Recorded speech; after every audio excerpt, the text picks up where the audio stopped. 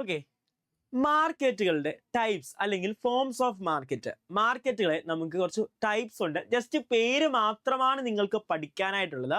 Okay, perfect competition market, monopoly, monopolistic competition, oligopoly, 4 ടൈപ്പാണ് forms of market. നിങ്ങൾക്ക് ഈ ചാപ്റ്ററിൽ പഠിക്കാനുള്ളത് പെർഫെക്റ്റ് കോമ്പറ്റീഷൻ മാർക്കറ്റിനെ പറ്റിയാണ്. മൊണോപ്പൊളിയും മൊണോപ്പൊളിസ്റ്റും ഒളിഗോപ്പൊളിയും ഒക്കെ പഴയ സിലബസിലുണ്ടായിരുന്നു. ഇപ്പൊ ആ പോർഷൻസ് ഒക്കെ നിങ്ങൾക്ക് ഇല്ല, അത് പഠിക്കാനായിട്ട് ഇല്ല കേട്ടോ. നമുക്ക് പെർഫെക്റ്റ് കോമ്പറ്റീഷനെ പറ്റി വളരെ ഡീറ്റെയിൽ ആയിട്ട് പഠിക്കാനുണ്ട്. അപ്പൊ നമുക്ക് പെർഫെക്റ്റ് കോമ്പറ്റീഷൻ മാർക്കറ്റ് എന്താണെന്ന് പറയാം. ഒളിഗോപ്പൊളി എന്ന് പറഞ്ഞ മൊണോപ്പൊളി എന്ന് പറഞ്ഞാൽ എന്താണ്? മൊണോപ്പൊളി എന്ന് പറഞ്ഞാൽ ഒരു മാർക്കറ്റ് കണ്ടീഷൻ ആണ്, ഒരു മാർക്കറ്റ് ആണ്. ആ മാർക്കറ്റിൽ ഓൺലി എ സിംഗിൾ പ്രൊഡ്യൂസർ അല്ലെങ്കിൽ സിംഗിൾ സെല്ലർ മാത്രമേ ഉള്ളൂ. സിംഗിൾ പ്രൊഡ്യൂസർ അല്ലെങ്കിൽ സിംഗിൾ സെല്ലർ മാത്രമേ ഉള്ളൂ. ഒരൊറ്റ വിൽപ്പനക്കാരൻ, ഒറ്റ സെല്ലർ ഒരാളെ ഉള്ളൂ, അല്ലെങ്കിൽ പ്രൊഡ്യൂസർ ഒരാളെ ഉള്ളൂ. ഓക്കെ, അതാണ് മൊണോപ്പൊളി എന്ന് പറയുന്നത്. മൊണോപ്പൊളി ഏകാധിപത്യം എന്നൊക്കെ പറയത്തില്ലേ. മൊണോപ്പൊളി മാർക്കറ്റ് എന്ന് പറഞ്ഞാൽ എന്താണ്? ആ മാർക്കറ്റിൽ ഒരൊറ്റ പ്രൊഡ്യൂസർ അല്ലെങ്കിൽ ഒരൊറ്റ സെല്ലർ മാത്രമേ ഉള്ളൂ. അപ്പൊ ആ പ്രൊഡക്റ്റിന്റെ പ്രൈസ് ഫിക്സ് ചെയ്യുന്ന ആരായിരിക്കും? ആ ഒരു വ്യക്തിയായിരിക്കും. അപ്പോൾ ഒരു പ്രൊഡക്റ്റിന്റെ മൊണോപ്പൊളി മാർക്കറ്റിൽ ഒരാൾ മാത്രമേ ഉള്ളൂ. ഫോർ എക്സാമ്പിൾ റിയലയൻസ് മാത്രമേ ഉള്ളൂ ഒരു പ്രൊഡക്റ്റ് പ്രൊഡ്യൂസ് ചെയ്യുന്നത്. അപ്പൊ ആ പ്രൊഡക്റ്റിന്റെ മാർക്കറ്റിൽ റിയലയൻസ് മൊണോപ്പൊളി എന്ന് പറയാം. അപ്പൊ റിയലയൻസ് 100 രൂപയുടെ പ്രൊഡക്റ്റ് 150 ആയി. നമുക്ക് അത്യാവശ്യമുള്ള പ്രൊഡക്റ്റ് ആണെങ്കിൽ 150 കൊടുത്ത് നമ്മൾ അത് വാങ്ങേണ്ടി വരുന്നു. അപ്പൊ ആ പ്രൊഡ്യൂസർ ആയിരിക്കും ആ ഗുഡ്സിന്റെ പ്രൈസ് ഫിക്സ് ചെയ്യുന്നത്. അപ്പൊ മൊണോപ്പൊളി എന്ന് പറഞ്ഞാൽ എന്താണ്? ഒരൊറ്റ സിംഗിൾ സെല്ലർ അല്ലെങ്കിൽ പ്രൊഡ്യൂസർ മാത്രമേ ഉള്ളൂ. എന്താണ് മൊണോപ്പൊളിസ്റ്റിക് കോമ്പറ്റീഷൻ എന്ന് പറഞ്ഞാൽ? വാട്ട് ഈസ് മൊണോപ്പൊളിസ്റ്റിക് കോമ്പറ്റീഷൻ എന്ന് പറഞ്ഞാൽ? മൊണോപ്പൊളിസ്റ്റിക് കോമ്പറ്റീഷൻ ഈ പെർഫെക്റ്റ് കോമ്പറ്റീഷൻ കഴിഞ്ഞിട്ട് ഞാൻ പറയാം. ഓക്കെ, പെർഫെക്റ്റ് കോമ്പറ്റീഷൻ പോലെ തന്നെയാണുള്ളത്. ഒളിഗോപ്പൊളി എന്ന് പറഞ്ഞു കഴിഞ്ഞാൽ ആ ഒരു മാർക്കറ്റിൽ ഫ്യൂ പ്രൊഡ്യൂസർ ഫ്യൂ സെല്ലേഴ്സ്, കുറച്ച് പ്രൊഡ്യൂസർ അല്ലെങ്കിൽ കുറച്ച് സെല്ലർ മാത്രമുള്ള ഒരു ടൈപ്പ് ഓഫ് മാർക്കറ്റ് ആണ് ഒളിഗോപ്പൊളി മാർക്കറ്റ് എന്ന് പറഞ്ഞാൽ. മൊണോപ്പൊളി എന്ന് പറഞ്ഞാൽ ഒരൊറ്റ പ്രൊഡ്യൂസർ അല്ലെങ്കിൽ ഒറ്റ സെല്ലറേ ഉള്ളൂ. ഒളിഗോപ്പൊളി എന്ന് പറഞ്ഞു കഴിഞ്ഞാൽ അവിടെ few number of producers and sellers മാത്രമുള്ള ഒരു മാർക്കറ്റ് ആണ്. അപ്പൊ നമുക്ക് എന്താണ് പെർഫെക്റ്റ് കോമ്പറ്റീഷൻ മാർക്കറ്റ് എന്ന് നോക്കാം. പെർഫെക്റ്റ് കോമ്പറ്റീഷൻ മാർക്കറ്റ് എന്ന് പറഞ്ഞു കഴിഞ്ഞാൽ പെർഫെക്റ്റ് കോമ്പറ്റീഷൻ മാർക്കറ്റ് എന്ന് പറഞ്ഞാൽ is a market situation in which there is large number of buyers and sellers. There is a large number of buyers and sellers operate freely and the commodity is sold at a uniform price.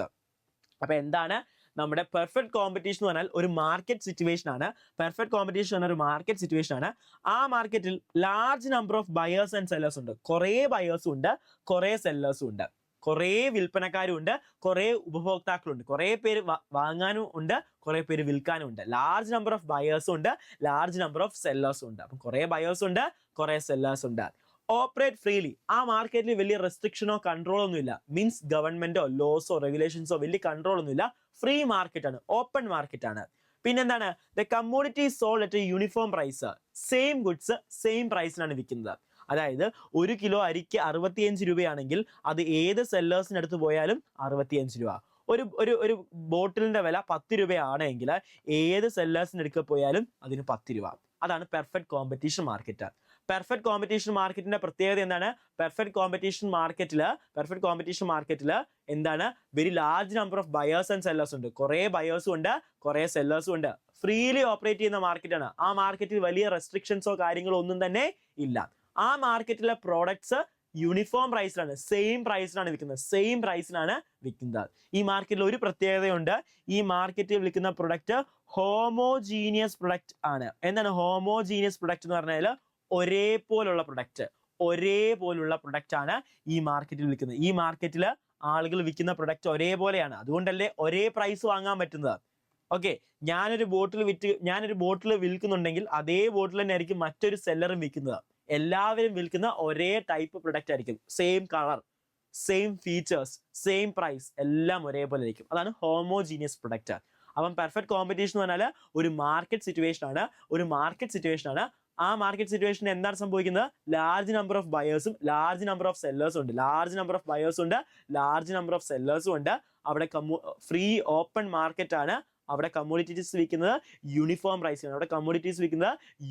പ്രൈസിൽ ആയിരിക്കും. അവിടുത്തെ product എങ്ങനെയാണ്? Homogeneous product ആണ്. ഈ മൊണോപ്പൊളിസ്റ്റിക്കിന്റെ കാര്യം ഞാൻ പറഞ്ഞു. മൊണോപ്പൊളിസ്റ്റിക്കിന് ഒറ്റ വ്യത്യാസമേ ഉള്ളൂ. ലാർജ് നമ്പർ ഓഫ് ബയേഴ്സും സെല്ലേഴ്സും ഉണ്ട്. പക്ഷേ അവിടെ വിൽക്കുന്ന പ്രൊഡക്റ്റ് ഹോമോജീനിയസ് അല്ല, ഒരേപോലെ അല്ല. ഞാൻ വിൽക്കുന്ന പ്രൊഡക്റ്റും മറ്റൊരു സെല്ലർ വിൽക്കുന്ന പ്രൊഡക്റ്റും തമ്മിൽ വ്യത്യാസങ്ങളുണ്ട്, ഡിഫറെന്റ് ആണ്. സെയിം പ്രൊഡക്റ്റ് അല്ല, ഡിഫറെന്റ് പ്രൊഡക്ട്സ് ആണ് വിൽക്കുന്നത്. അതാണ് മൊണോപ്പൊളിസ്റ്റിക് കോമ്പറ്റീഷനിലെ വ്യത്യാസം. ഓക്കെ, ഇത്രയാണ്. ഇപ്പോൾ ഇതാണ് 4 ടൈപ്പ് ഓഫ് മാർക്കറ്റ്. പ്രധാനമായിട്ട് നമുക്ക് പഠിക്കാനുള്ളത് പെർഫെക്റ്റ് കോമ്പറ്റീഷൻ മാർക്കറ്റിനെ പറ്റിയാണ്. ബാക്കിയുള്ളത് വേണമെങ്കിൽ MCQ ക്വസ്റ്റ്യൻസ് ആയിട്ട് ചോദിക്കാം കേട്ടോ, MCQ ക്വസ്റ്റ്യൻസ് ആയിട്ട്.